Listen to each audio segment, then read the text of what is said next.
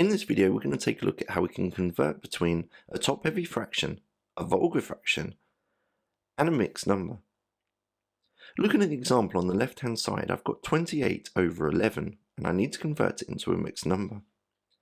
A mixed number is a combination of wholes and a fractional part. 11 elevenths makes a whole. So how many whole diagrams could I complete if I had 28 over 11? To find this out, I need to find how many times does 11 go into 28, and the answer is 2, because 2 times 11 is 22.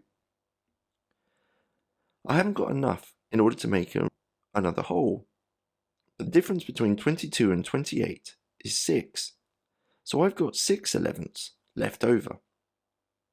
So the whole number was found by finding how many times 11 went into 28, and the numerator was my remainder.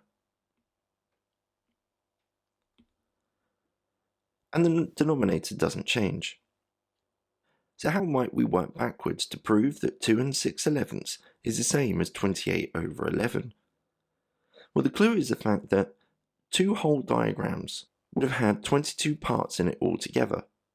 So 2 times 11 would have given me 22. But I also needed to add on the numerator, the remainder. So 2 times 11, add on the 6, and all over 11 would have given me my 28 over 11, the original number that I started with. Pause the video here and have a go at the question on the right hand side. When you're ready for the answer, press play.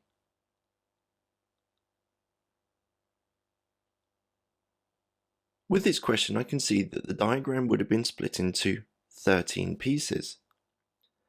And because I've got a whole, which would be 13 thirteenths, and I have 8 left over, I can see that altogether I would have 1 times 13, add on the 8, which would give me 21.